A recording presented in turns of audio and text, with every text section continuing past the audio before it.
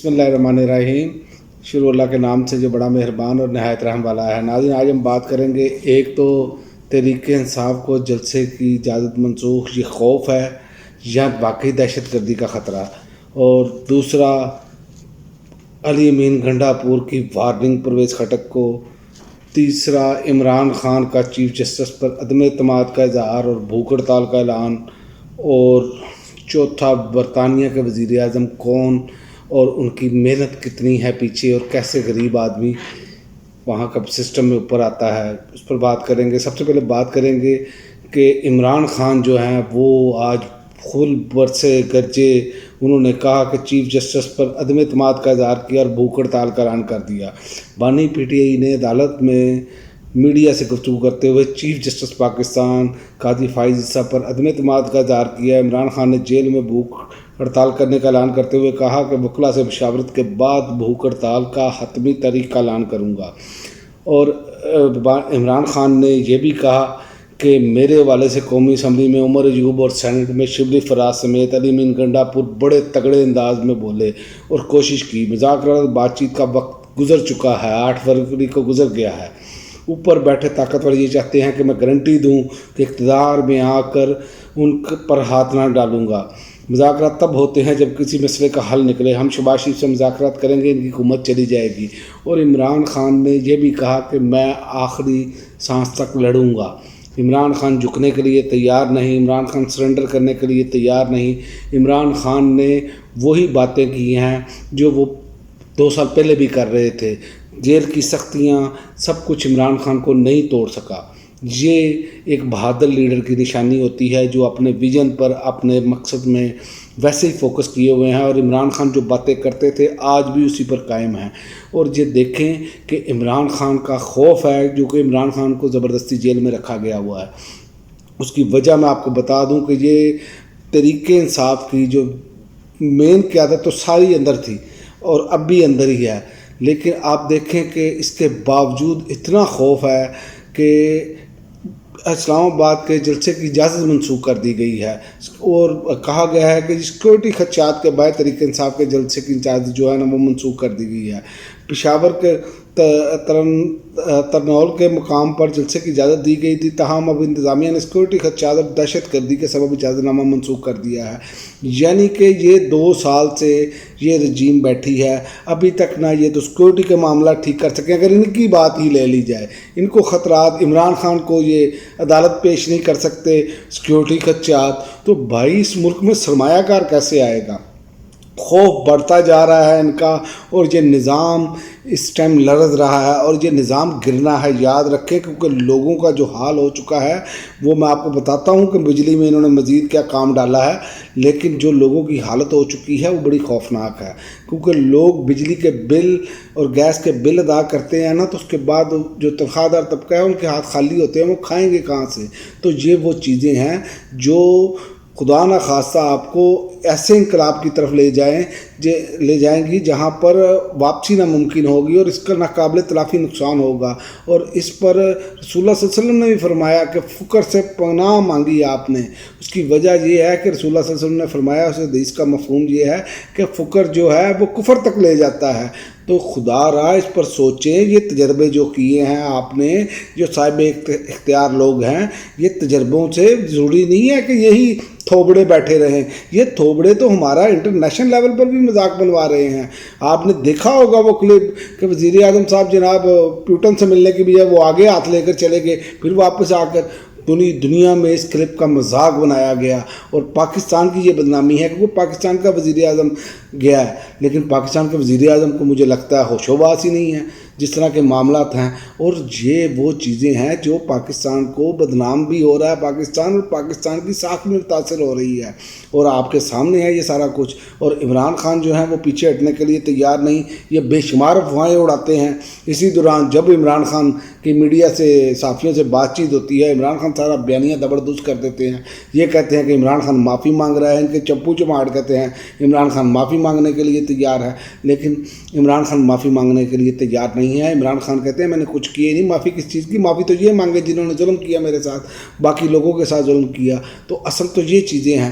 اور وہ جو علی امین گنڈا پور ہیں وہ برسے، ایک تو انہوں نے سائفر کا معاملہ جو ہے وہ اٹھایا امریکی سفیر کے ساتھ ملاقات میں، اور دوسرا انہوں نے پرویز خٹک کے والد سے کہا کہ عمران خان کے خلاف گواہی دی تو یہ جھوٹی گواہی ہے بیسیکلی، تو عمران خان کے خلاف اگر جھوٹی گواہی دی تو صوبے میں نہیں رہنے دیں گے۔ تو علی امین گنڈا پور بھی اگریسو موڈ میں ہیں، اور مانسارا کے جلسے نے ان کی نیندیں حرام کر دی۔ مانسارا کا جلسہ اتنا بہترین پاور شو عمران خان کے بغیر، اگر عمران خان ہوں گے تو کیا ہوگا یہ آپ خود ہی اندازہ لگا لیں۔ اس لیے ٹانگیں کانپ رہی ہیں، بلکہ کانپے ٹانگ رہی ہیں، ان کو سمجھ نہیں آ رہی کرنا کیا ہے۔ لیکن عمران خان نے یہ جب کہا کہ ہم آل پارٹیز کانفرنس میں اپنے لوگوں کو کہا کہ آپ شرکت کریں، تو اس پر ان کے جو لوگ ہیں جو چھوڑے ہوتے ہیں انہوں نے جو لفافے ہیں تو وہ کہنا شروع ہو گئے عمران خان تو بالکل تیار ہے بھائی جناب معافی بھی مانگ لے گا۔ تو عمران خان نے تو سارا بیانیہ زبردوز کر کے رکھ دیا ہے۔ وہ عمران خان کے ساتھ اتنی بڑی عوامی طاقت کھڑی ہے کہ یہ اتنے خوفزدہ ہو گئے ہیں کہ ان کو معلوم ہے کہ جلسہ ہے تو جلسے کی اجازت منسوخ کر دی ہے۔ آپ کی حکومت کس چیز کی ہے کہ آپ 2 سالوں میں ایک جلسے کی اجازت نہیں دے سکے، اور یہی کے پی کے میں جہاں پر سب سے زیادہ خطرات ہوتے ہیں وہاں پر انہوں نے جلسہ کر کے دکھایا۔ مانسارا میں آپ کے سامنے جلسہ، بہت سارے یوٹیوب چینلز نے جو ہے وہ لائیو بھی دکھایا۔ تو یہ وہ چیزیں ہیں کہ ان کو خوف بہت زیادہ ہے، لیکن یاد رکھیں یہ خوف جو ہے نا یہ حکومت کو ویسے ہی گرا دے گا، اور جیسے یہ حرکتیں کر رہے ہیں آپ وہیں سے دیکھنے کے بجلی مزید مہنگی کر دی گئی ہے، فی یونٹ 3 روپے 32 پیسے اضافہ، بجلی کی قیمت میں اضافہ جو ہے وہ ماہانہ فیول پرائز ایڈجسٹمنٹ کی مد میں کیا گیا ہے، اور نیپرا نے بجلی کی قیمتوں میں اضافے کا نوٹیفیکیشن جاری کر دیا ہے۔ یہ بار بار کہتے ہیں جی آئی ایم ایف ڈیمانڈ کر رہا ہے، آئی ایم ایف نے ایک ہی مرتبہ ڈیمانڈ کی ہوگی، لیکن ان کے للے تللے کیسے ختم ہوں؟ یہ آئی ایم ایف نے تو یہ بھی ڈیمانڈ کی کہ آپ اپنے اخراجات میں کمی کریں، جو اشیاء کر رہے ہیں وہ نہ کریں، لیکن اس پر کوئی بات نہیں ہے، اس پر آئی ایم ایف کی بات نہیں مان رہے۔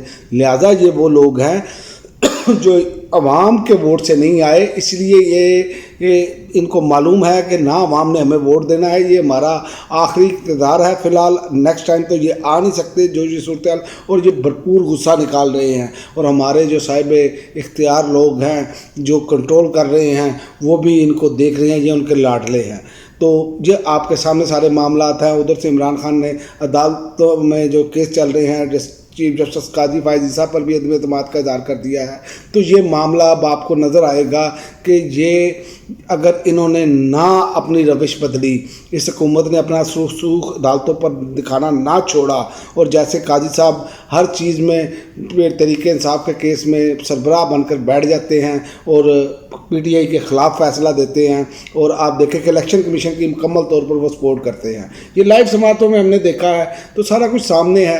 اسی لیے اب، اور اس سے پہلے کہ سپریم کورٹ کا فیصلہ بھی ان کے بارے میں موجود ہے 5 رکنی بینچ کا، لارجر بینچ کا، کہ آپ تحریک انصاف کے کیس نہیں سنیں گے، تو قاضی فائز عیسیٰ صاحب کو بھی اس پر سوچنا چاہیے۔ ایک طرف آپ نے عدت کیس میں وہ خاور منیکا جیسا بندہ جو ہے وہ اعتراض کرتا ہے تو جو ہے نا وہ جج صاحب چھوڑ دیتے ہیں، اور یہاں پر چیف جسٹس صاحب کہتے ہیں میں نے چھوڑنا ہی نہیں ہے۔ مقصد یہ ہے کہ ہمارے ہاں ہر طرح سے انتقامی کارروائی کی جا رہی ہے، کر رہے ہیں، یہ مخصوص نشستوں کا فیصلہ بھی انہوں نے تحریک انصاف کے مخالف دینا ہے، یہ سارا کچھ فیصلے مخالف آنے ہیں۔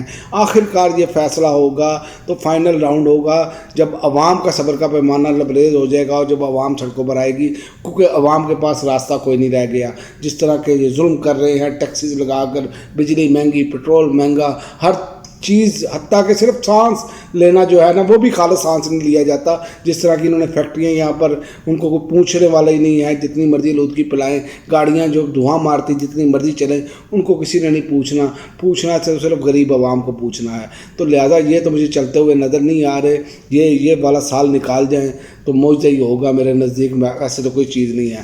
تو آخر میں آپ کو بتاتا چلوں کہ برطانیہ میں وزیر اعظم جو ہے کیر سٹارمر وہ آگے ہیں، لیبر پارٹی جیت چکی ہے، تبدیلی کے خواہشمند برطانیہ کے نامزد وزیر اعظم کیر سٹارمر ہے کون ہے؟ کیر سٹارمر کا تعلق غریب مزدور گھرانے سے ہے، اور انہوں نے وہ یونیورسٹی تک پہنچنے والے اپنے خاندان کے پہلے فرد ہیں، اور آپ اندازہ کر لیں کہ کیسے غربت میں ان کا سسٹم کیسا ہے، کہ کیسے غربت میں ایک آدمی نکل کر آج برطانیہ کا وزیر اعظم بن گیا۔ اس سے پہلے بھی برطانیہ کی مثالیں موجود ہیں کہ جو بھارتی نژاد رشی سوناک ہیں وہ بنے، تو وہاں پر ہر شخص کے لیے مواقع موجود ہیں اور اسی کو جمہوریت کہتے ہیں۔ لیکن یہاں پر آپ دیکھ لیں کہ یہاں پر جبر کا، ظلم کا دور ہے، اور جو جمہوری پارٹیاں بنی پھرتی ہیں، پیپلز پارٹی لے لیں آپ، سوائے جماعت اسلامی کے، پیپلز پارٹی لے لیں، اور جتنی جماعتیں ہیں ان کے گھر کے رشتہ دار، ان کے چمپو چماٹ وہ جناب پیچھے موجود ہوتے ہیں۔ تو سوائے جماعت اسلامی کے اور دوسرا تحریک انصاف جہاں دیکھ لیں کہ عمران خان موجود نہیں، تو دیکھیں باقی تمام لوگ جو ہیں وہ پارٹی چلا رہے ہیں۔ تو یہ وہ چیزیں ہیں جو قوموں کو آگے لے کر چلتی ہیں۔ یہاں پر تو بادشاہت ہی نہیں ختم ہو رہی، یہاں پر تو ان کا دل ہی نہیں کرتا کہ ہمارے گھر سے باہر کچھ چلا جائے۔ تو یہ وہ چیزیں ہیں جس کی وجہ سے ہم پیچھے ہیں اور دنیا کی جو دوسری اقوام ہیں وہ ترقی کر رہے ہیں۔ یہی ہمارا فرق ہے کہ ہم نے ہر چیز میں، ہر نظام میں، ہر جگہ پر جو ہے نا وہ رکھنے ڈالے ہوئے ہیں تاکہ عام آدمی کو پریشانی لاحق رہے، اور یہ اشرافیہ جو ہے یہ نوچتی رہے عوام کو۔ لیکن یہ اب زیادہ دیر تک چلتا ہوا نظر نہیں آ رہا۔ اب تک کے لیے ناظرین اتنا ہی، اگلی ویڈیو تک اجازت دیجیے، اللہ حافظ۔